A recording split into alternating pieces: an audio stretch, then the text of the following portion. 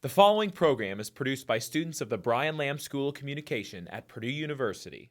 On this edition of Fast Track, we take a look at how one form of exercise can be both calming and deadly at the same time. And later, we take a look at how students show off their talents at the Miss Asia Pageant and Cultural Show. Fast Track starts now.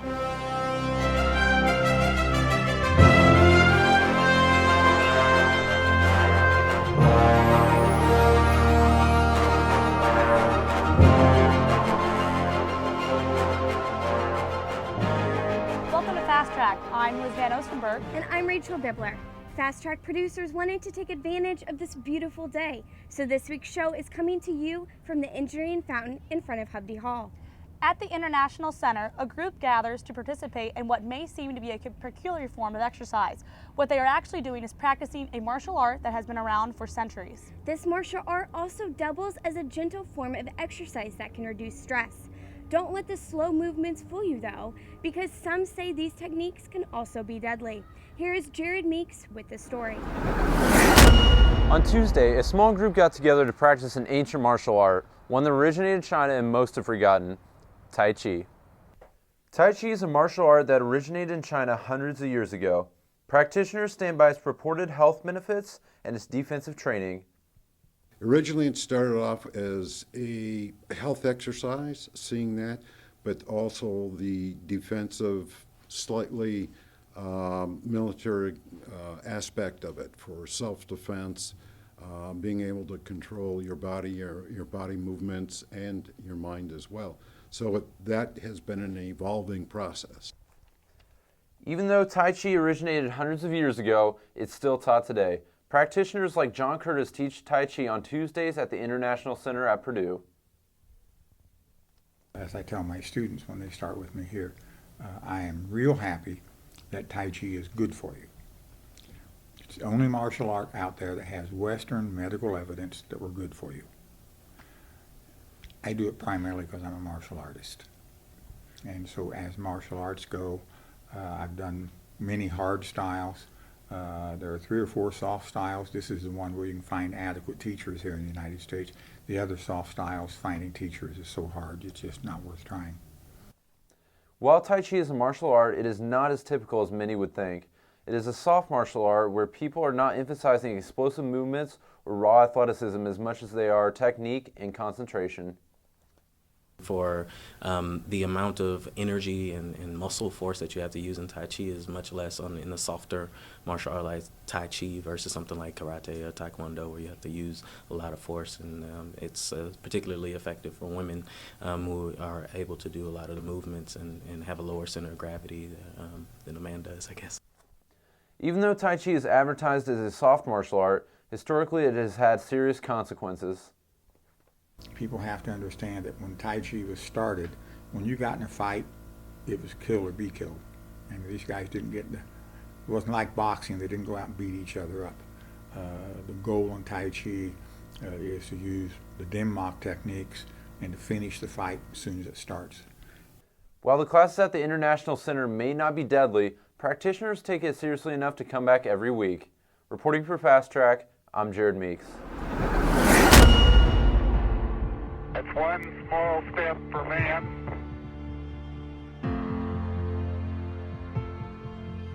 one giant leap for mankind.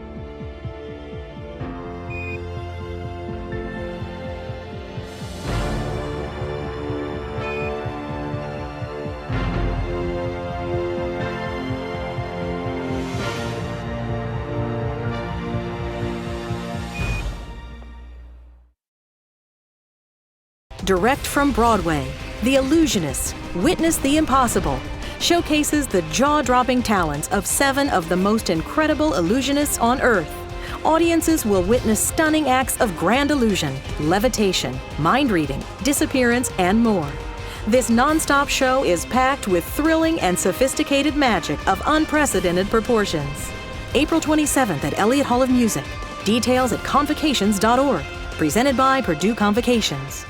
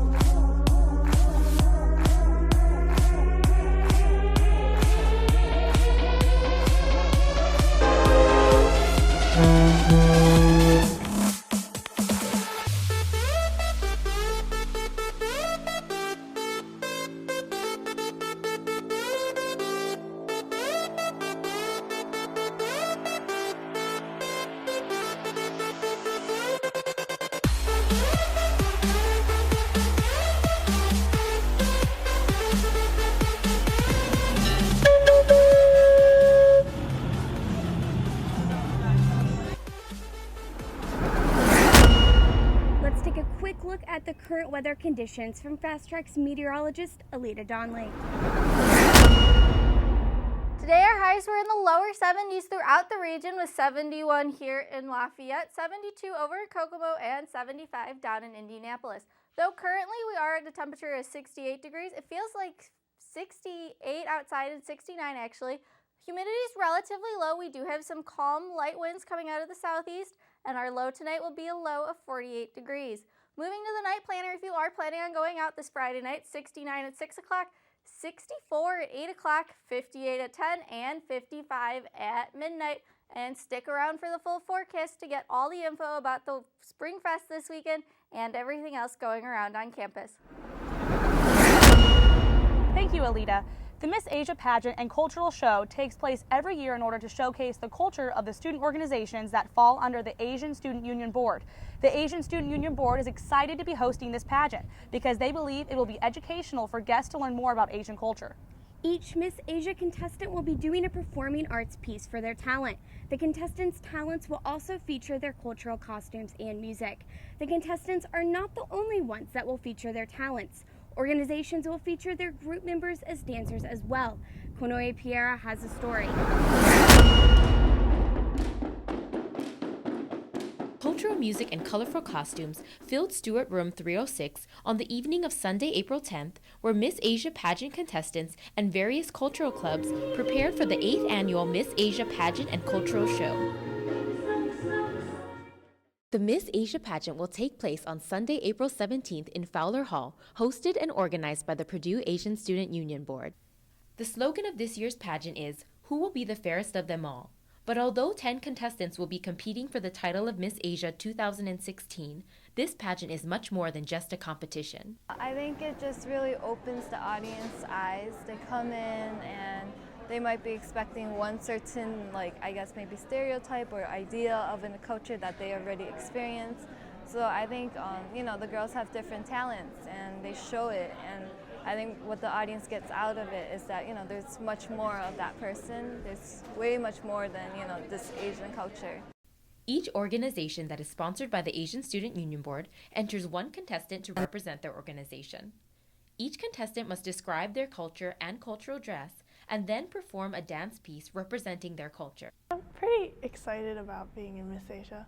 I watched Miss Asia 2 years ago, and I was able to see our former president go on to do it for our organization, which is Asian American Association. So I think it's really cool to be able to have the honor of representing our organization this year. The Asian Student Union Board hopes that the Purdue student body will gain a greater understanding and appreciation for diverse Asian cultures through attending this event.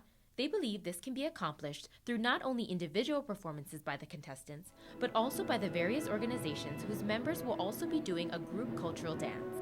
The members of these organizations have been preparing and practicing for their performances for many months. So what we've been doing is going to the COREG and the Black Cultural Center a lot, and that's where we mainly have our rehearsals.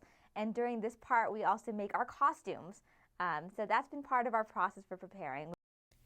As performers wrap up their dance pieces and put last-minute touches on their costumes, the Purdue Asian Student Union Board will be there to make sure that every part of the event runs smoothly and that the cultures are represented correctly.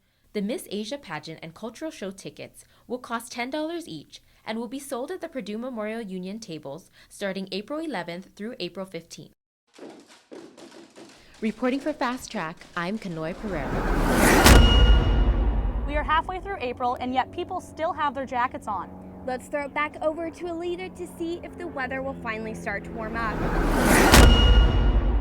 Moving to our highs today throughout the entire region, we were at 71 here in Lafayette, warmer down over in Champaign, and it's 70s throughout the entire region to the west of us, so we can expect to see that high and those warm temperatures stick around through the next couple of days. Moving to our current conditions, 69 in Lafayette, 68 over in Kokomo, and 71 down in Indy, which is fairly typical for the 6 o'clock hour here currently. Moving to the almanac, though, to the history books, you can see that we are above average for this time of year for our high and a little bit above average for our low as well. But a record high of 84 degrees happened back in 2002, and a few years ago, our record low of 26 degrees occurred back in 2008. And I'm just glad we're not down at that level of cold so far this year for it being April right now. Moving to the satellite, you can see that we're under high thin clouds throughout the entire state. And with that, we will start to see a high pressure system build in through Ohio and into southeastern Indiana. And with it, that'll build in and keep the temperatures warm through the weekend and into the beginning of next week as well as it pushes through, and we do stay under those high thin clouds through early tomorrow morning. Moving to radar, you can see that there is nothing over our area, but moving further west, all the rain is occurring out in Nebraska and South Dakota. And with the jet stream right now, it's actually pushing all the rain out that direction straight northward, so it won't actually move into our area until at least Tuesday, for us at least. Continuing on until late in the afternoon on Friday into the evening, you can see a little bit of spotty showers form in southern Indiana, but for the most part, most of the rain is out in the Central Plains, and it will continue like that throughout the day on Saturday as we stay dry here in Indiana. For Springfest, you can start to see a little bit of a shower form out in Iowa, but for the middle of Springfest, we are clear for our area, and all the rain is out west, and will continue to stay out west through the evening hours on Saturday and into Sunday as we do stay clear again for the day on Sunday, and it will be a gorgeous weekend here in West Lafayette for this time of year. Moving to the lows tonight, 48 in Lafayette, 48 also in Indy, and 47 in Kokomo this evening. Moving to tomorrow, you can see our high will be 73, and we will have sunny and clear skies and some very light winds throughout the area as well. Moving to Saturday night, though, our low drops to 47, which again is above average for this time of year, and we do see clear and light winds again for Saturday night and into Sunday. Into Sunday, a high of 74, low of 49. We are sunny and clear again with the light winds sticking around for that time as well.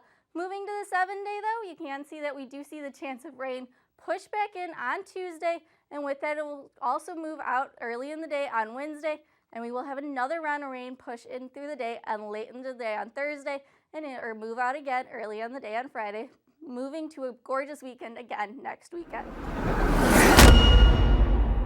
Thanks, Alita. A new mass communication course this semester combined the talents of students in computer graphics technology, engineering, theater, and many other majors to make a movie. In COM 497, also known as digital filmmaking, students have been in pre-production for almost a year, doing everything it takes to produce a film, such as auditioning actors, writing an original script, and raising money to fund their project. A year's worth of preparation was condensed into these past 2 weekends as the students spent many hours bringing their story from the script to the screen. Fast Track reporter Island Sapahi was on the set and got behind the scenes look at the film called Slate.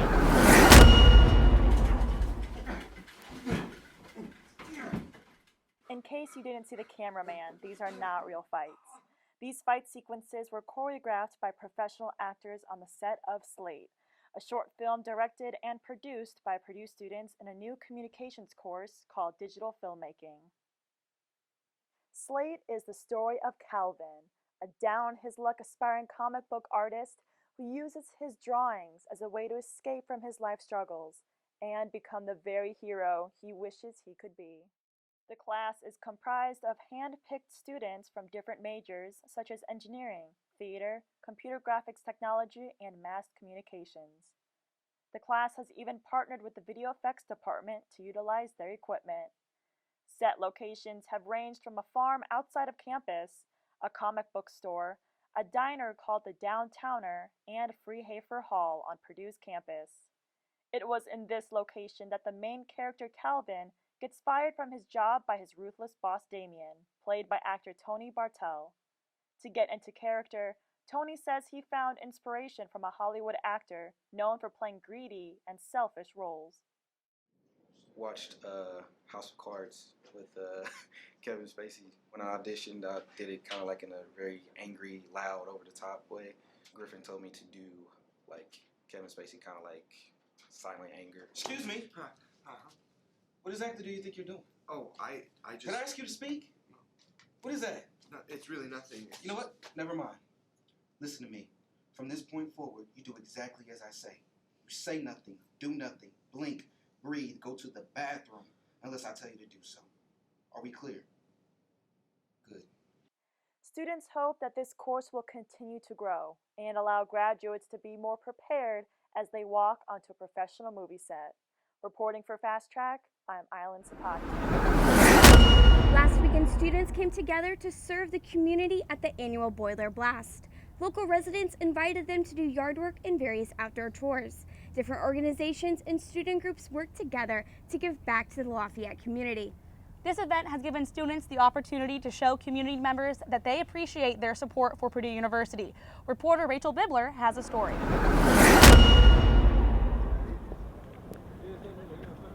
It wasn't your typical Saturday morning on campus. Students came prepared with their rakes and shovels for the annual Boiler Blast.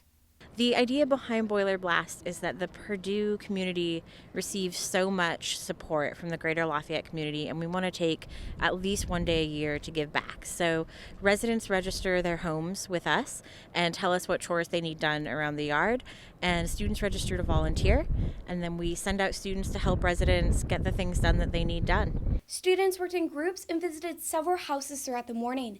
Whether it was shoveling, raking, or cleaning the windows, students were in for a day of yard work. However, it wasn't the labor that kept the students coming back, it was the residents. The feedback we get from students is that they love talking with the residents. That's their favorite part. You know, they go out and they do the work, but their real favorite part is talking to the residents, getting to spend time and connect. And for others, it was an opportunity to get off campus and serve the local community with their friends and organizations. You know, I think it's an awesome opportunity just to serve the local area of Lafayette. Sometimes we get so focused on just Purdue, so it's cool to go out and just serve the area and really unite with my fraternity brothers. It's been an awesome experience just to do service with them. Well, we've done it for the last 3 years, very cooperative, and it's just a fun way to get out and kind of help in the community. If you're interested in doing Boiler Blast next year, you can visit their Facebook page for more information. Reporting for Fast Track, I'm Rachel Bibler. Before our last story, let's take a final look at weather to see what we can expect this weekend.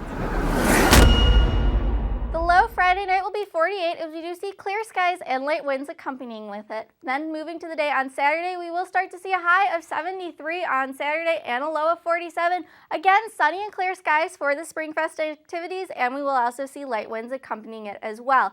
Moving to Sunday, again, a gorgeous day as you do see a high of 74 degrees and a low of 49. Again, though, we will see the sunny and clear skies throughout the day and the light winds throughout the day as well, and the clear skies will stick around through Sunday night and into Monday. Moving to Monday now, you can see that we will reach a high of 72 degrees, and we will see the chance of rain move back in on Tuesday in the morning, but it'll quickly push out for Tuesday afternoon, and the rain does return again for the afternoon hours on Thursday and moves out quickly for Friday, showing up to be a glorious weekend again for next weekend as it is this weekend as well. A growing club in the greater Lafayette community is the Jazz Club, now with a newfound home at Carnahan Hall. Jazz and poetry lovers can sit back and enjoy some good music and refreshments. Music is provided by the well-known group, the Danny Weiss Quartet. Liz Van Ostenburg took a look into what the jazz and poetry combination is about.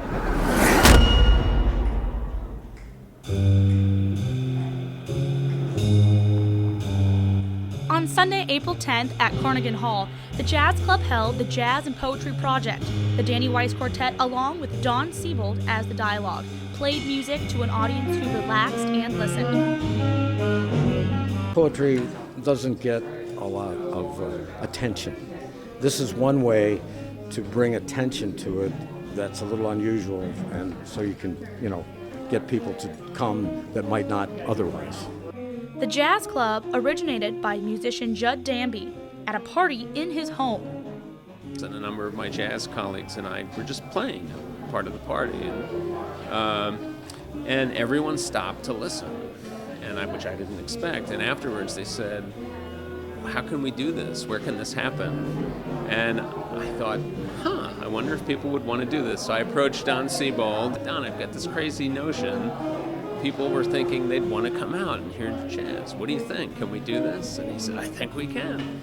The Jazz Club is a member-supported concert series that offers workshops, weekly jam sessions, and, most recently, the Tony Zamora Scholarship for high school musicians. Really helped create a jazz scene here, and so we wanted to honor him and implement this scholarship under his name.